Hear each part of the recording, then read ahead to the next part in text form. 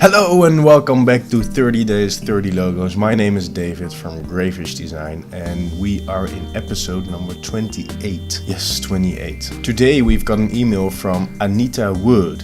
Greetings, we're so happy to work with you on our logo. Fahsionista is a women's fashion app that pairs your current wardrobe with amazing deals at local stores around you. For example, a user could enter in 2 pairs of jeans and 1 yellow shirt, and our app will return with other clothes that pair well with those jeans and shirt as well as complemented outfits. I thought that they learned their grammar by now, but I was wrong. We love the simple look for logo designs. 1 color background with a white logo would work well for us, especially for the app icon. We do need the logo to work as just an icon so that we can use it for our app. Warm regards, Anita Wood, Fashionista. Let's get into designing this logo. I think this will be a challenge because I don't know, I just think that. So I drew like a really old school F, like calligraphy style. Well, it's not beautiful, but calligraphy-ish. And the same F which is carrying a shopping bag. Then I decided to go for the first one because the second one would be too detailed and too small to see on an app. So I made the top and then duplicated it to the bottom and did that a few times to perfect it. And then I rounded off the corners, but only on one way because I found it more stylish. Then I gave it an outline because it would be more interesting, more